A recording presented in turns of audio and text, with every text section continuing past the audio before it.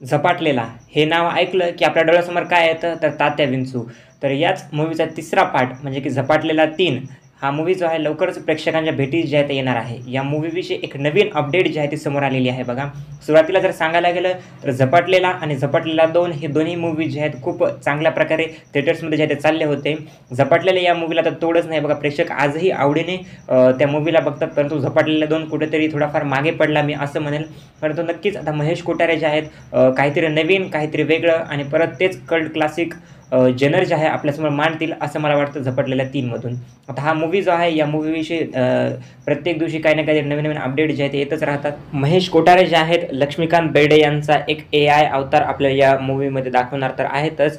परंतु त्यासोबतच मी त्यांचा आता थोड्या दिवसापूर्वीच एक इंटरव्ह्यू बघितला ज्यामध्ये ते असं म्हटले की सध्या जे आहे मूव्हीचे प्री प्रोडक्शनचं काम चालू आहे.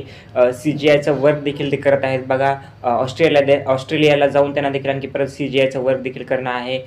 त्यानंतर मेन म्हणजे ते मर्चंटाईजमध्ये देखील एक मराठी इंडस्ट्रीमध्ये नवीनच मर्चंटाईजचं देखील एक इनोव्हेशन करत आहेत.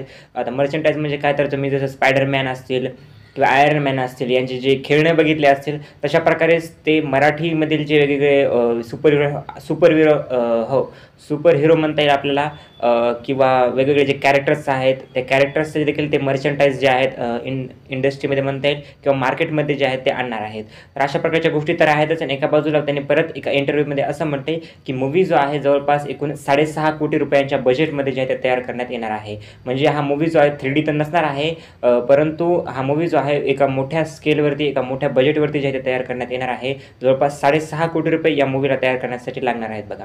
तर तुम्ही या मूव्हीसाठी किती एक्सायटेड आहात व किती नाही नक्की मला कमेंट सेक्शनमध्ये सांगा. थँक्यू.